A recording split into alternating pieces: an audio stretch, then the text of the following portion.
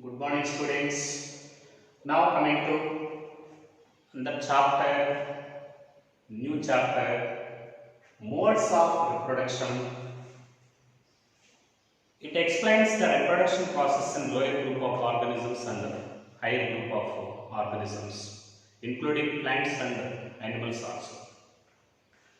There are different kinds of living organisms on Earth. There is a great diversity of living organisms on Earth. Okay, all these organisms, they are able to maintain reproduction and also produce individuals which are similar to itself. Now these individuals also grow and reach maturity and also produce another new offsprings in favorable conditions. So every organism, it lives in a certain period of time. Every organism, it is living. Every organism, it is live in a certain period of time. Such certain period of time, that is also called lifespan. This is called lifespan. So there are different kinds of organisms on Earth. They show the great diversity on Earth. Every organism can live for a certain duration. Every organism can live for a certain period of time. Such time is called a lifespan. So lifespan is defined as the period between birth, the period present between the birth and natural death. The period present between birth and natural death. This is called lifespan. Okay? Every organism can live a certain period of duration, and the period of time present between the birth and the natural death.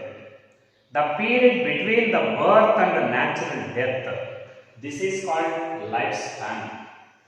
So this lifespan in organisms, it is vary. It is vary from organisms to organism. These organisms' lifespan is vary.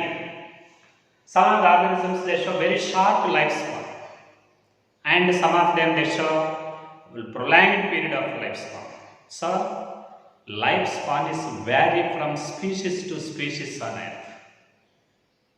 This lifespan in organisms, it may range from few days, as short as few days to few thousand years.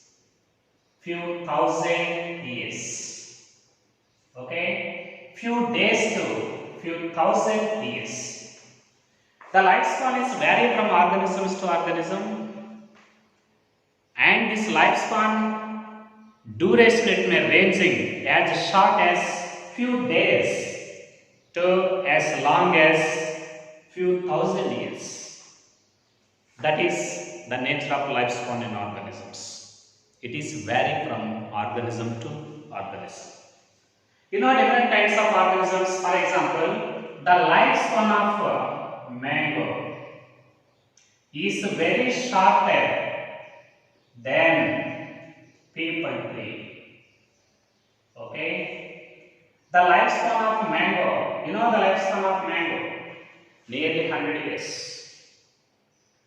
The lifespan of mango is shorter than the maple tree. Actually, this maple tree is 500 plus years. 500 plus years. Actually, mango tree, its lifespan is 100 years.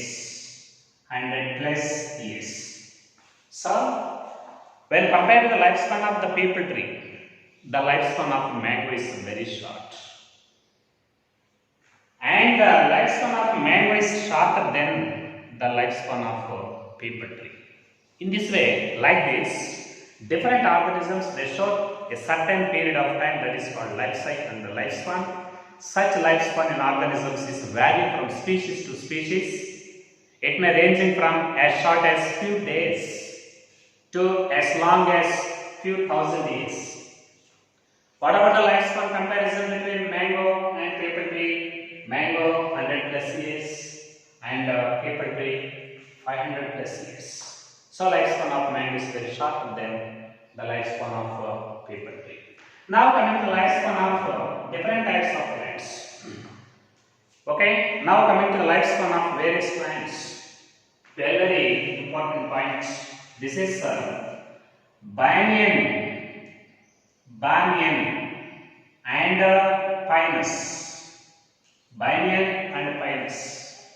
The lifespan of this banyan and pinus, this is 300 plus years.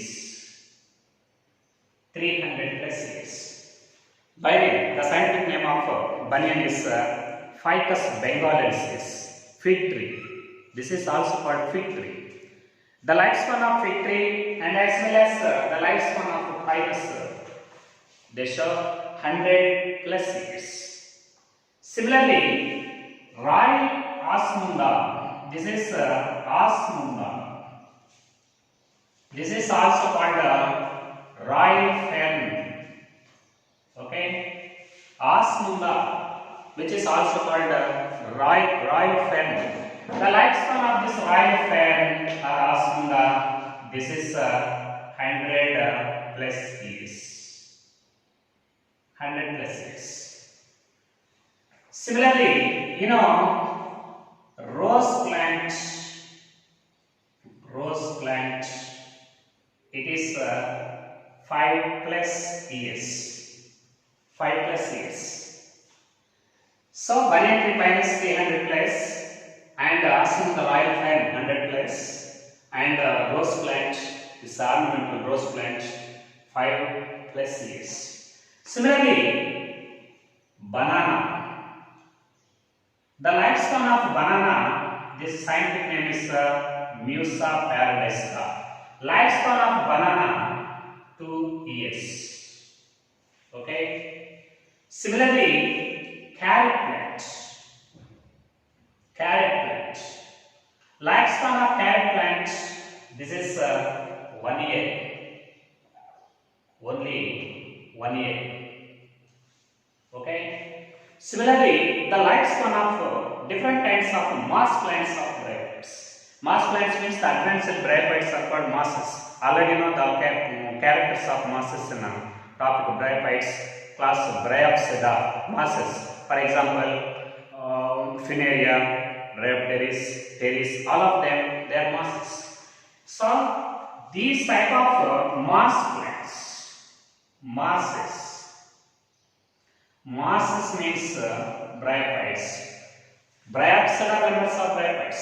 These mosses they are represented by few weeks, just few weeks. Similarly, rice plant. Scientific name of rice is Variza sativa. Rice plant lifespan is 3 to 7 months. 3 to 7 months. Similarly, the shortest lifespan is present in some angiospermic plants and which are very small. That is Wolffia. So this is one of the hydropathic plants. Wolffia is a pretty hydropathic plant, and this Wolffia is very smallest plant, smallest angiospermic plant. It is represented by only 2 weeks lifespan. 2 weeks lifespan. So this is the list of various plants and their lifespans. Very important. Here these plants are present in ascending order depending upon the lifespans. Banyan tree and pinus 300 plus, osmunda royal fern 100 plus, rose plant 5 years plus, banana Musa paradisica 2 years, and carrot plant 1 year, masses of brachyphytes few weeks, rice plant Oryza sativa 3 to 7 weeks or months, and Wilfia. This is one of the smallest microscopic angiospermic and free floating hydrophyte. This is represented by only very shortest lifespan, that is 2 weeks. This is the list of various plants with lifespans. Here mango 100 plus and the paper tree 500 plus. Longest lifespan is found in paper tree, that is 500 plus. Least is present in Wilfia. This is 2 weeks. So depending upon this list of various plants, its life cycles and lifespans, the lifespan is ranging from very short period, that is very few days, to longest period, that is few thousand years. So here in this list there are some annual plants. Annual plant means the plants which are grow, which live only in 1 year or less than 1 year. That they are called annual plants. For example, scat plant is annual plant. Mosses, rice, and Wilfia also. But in this list, some of the plants they are represented by 2 years lifespan. The plants which live in 2 years or 2 seasons, such plants are called biennials. One of the example for this biennial, this is banana, Musa paradise. And what are perennial plants in this list? Perennial plants means the plants which complete their life cycle more than 2 years. More than 2 years. The plants which live more than 2 years, they are considered as perennial. Mango plants and paper tree, banyan tree, pinus, osmunda, and also rose plants, and all of them, they are perennial plants in this list. So some of the plants are biennials, some of them annuals, some of them perennial plants. Biennials means 2 years life cycle, perennial means more than 2 years life cycle, annual plants means 1 season or 1 year.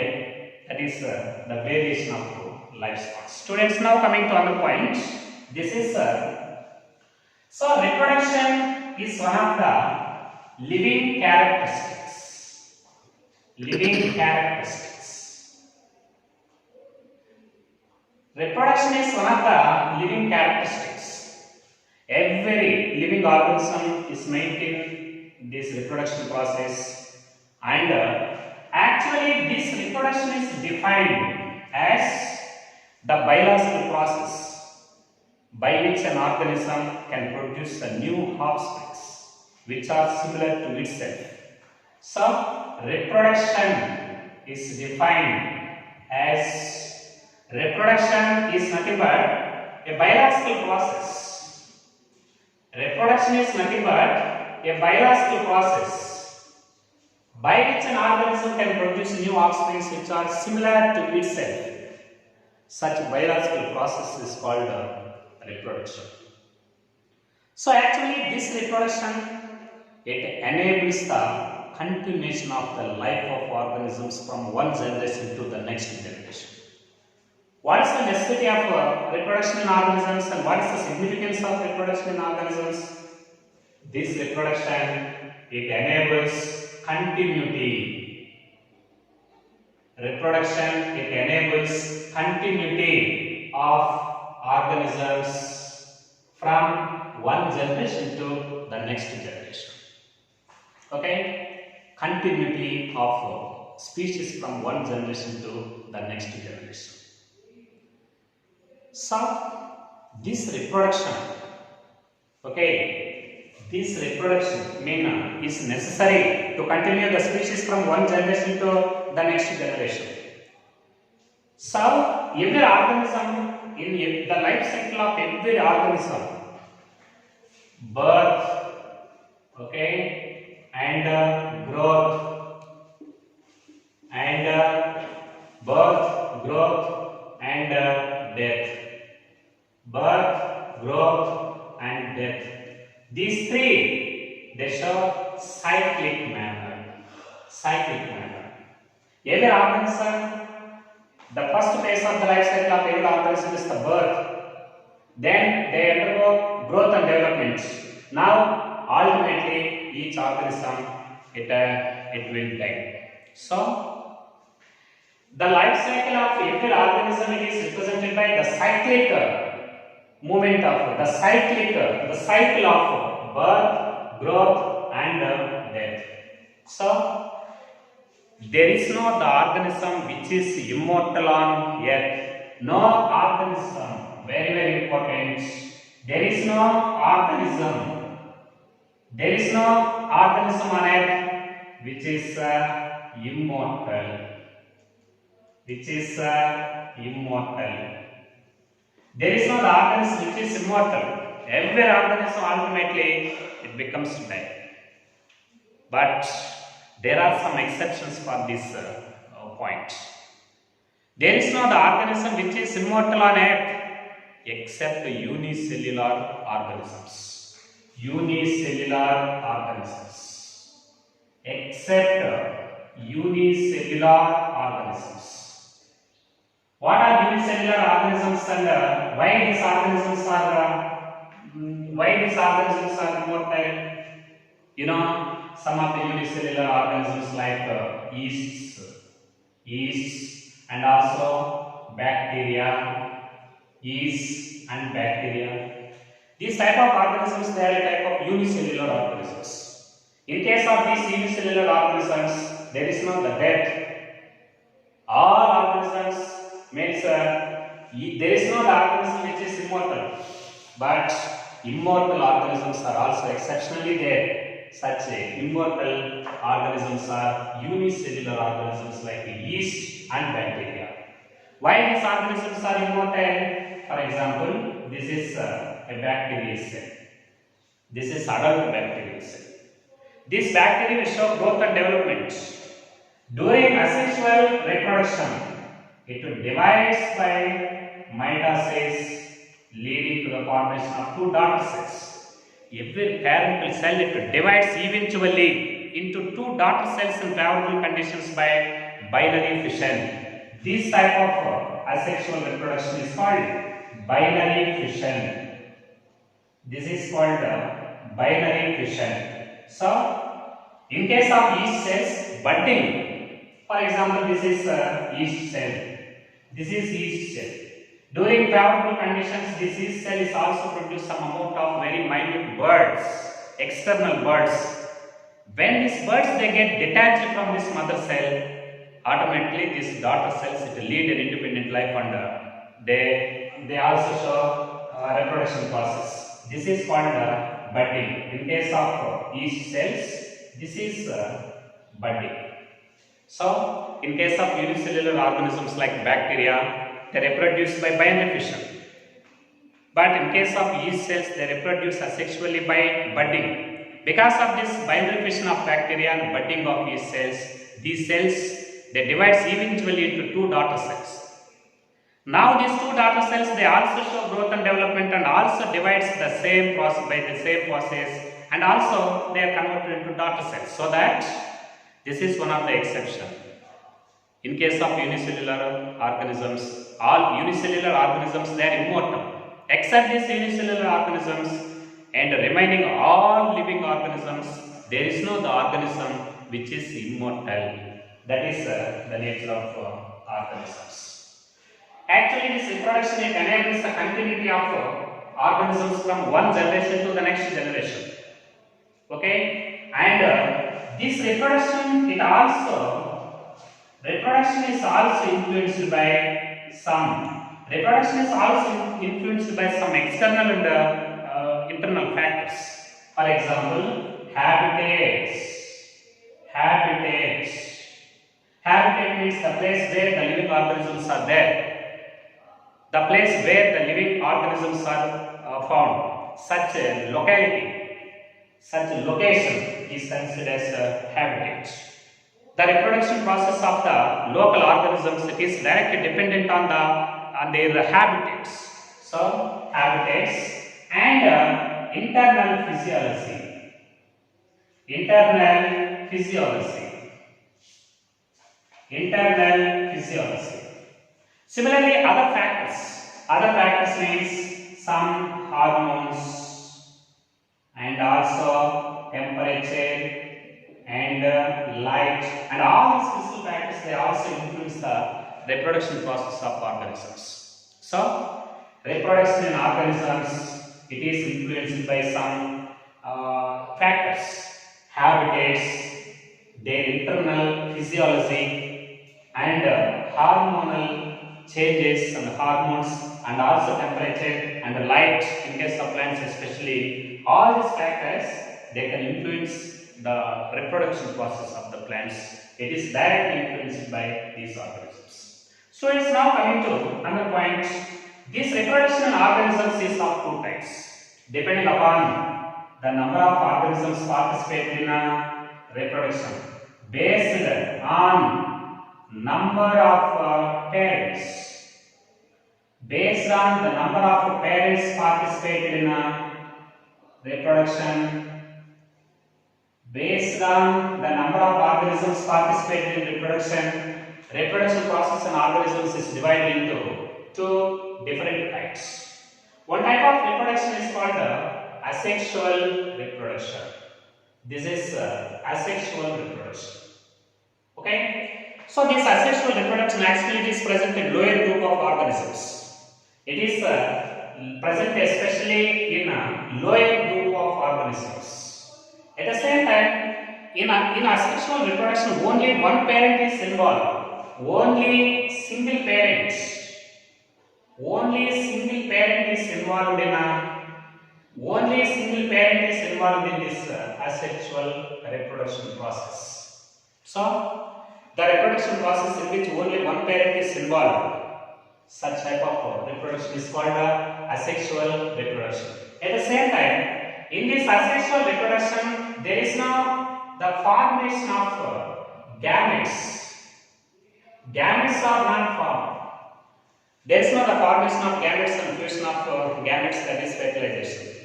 This asexual reproduction does not involve the formation of gametes and process of fertilization, and it includes only one parent. At the same time, the offsprings which are formed by asexual reproduction of a single parent, all the offsprings, all the individuals, all the resultant individuals of asexual reproduction, they are similar offsprings. All the offsprings which are formed in asexual reproduction, they are similar genetically and physiologically, morphologically. All these offsprings, they are similar because there is no the formation of gametes and variations in no gametes and no meiosis, no fertilization and no variations. Because of this reason, offspring formed by sexual reproduction, all of them, they are similar.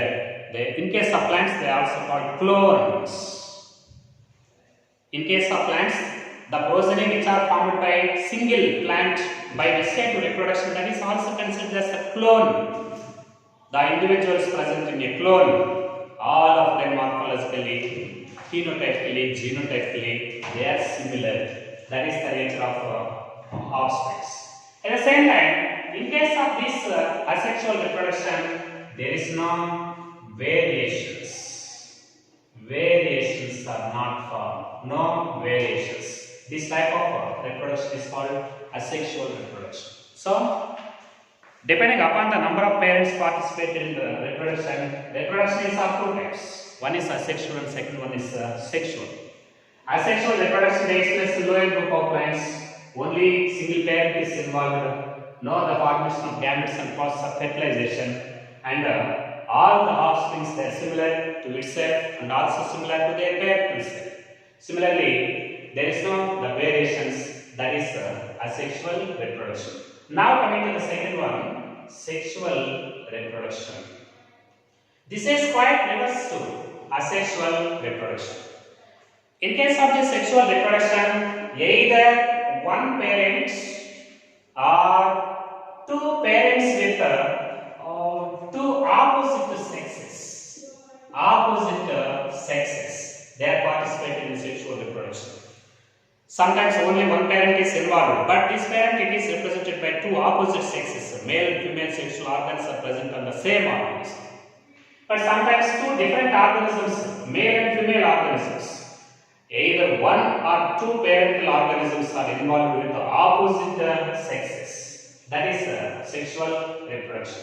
In case of this sexual reproduction, these male organism produce male gametes and female organism produce female gametes. Gametes are formed in sexual reproduction as a result of meiosis. And male and female gametes are fused, leading to the formation of zygotes. Means fertilization also involved in this type of sexual reproduction. Okay, so during the participation of meiosis in the formation of gametes in sexual reproduction, during meiosis, in first cell unit life and cell division, meiotic division is represented by packet in subspace. In packet in subspace, it leads to crossing over and genetic transfer between non-sister chromatids. Because of this reason, it leads to a great variations in sexual reproduction. Great variations are found in sexual reproduction. Because of this reason, in sexual reproduction, the offsprings, they are dissimilar. Offsprings are dissimilar. Why these offsprings are dissimilar in case of sexual reproduction? During sexual reproduction, gametes are formed by meiotic division. During meiosis in packet stage, the genetic transfer crossing over takes place between non-sister chromatids. Because of this reason, these gametes they show some variations. Because of this fusion of male and female gametes and formation of zygote, it leads to the great variations in the offsprings. So, this is offsprings in sexual reproduction. They are dissimilar. They show some variations. Now coming to the differences between asexual and sexual, one parent is involved, one or two parents are involved. Next point. Here, there is no the formation of gametes. Gametes are formed. No the involvement of fertilization and meiosis. Fertilization and meiosis there takes place in sexual reproduction. And there is no scope for variations, large number of variations are formed. Offsprings and asexual reproduction, they are similar, exactly they are similar to itself and similar to their parents.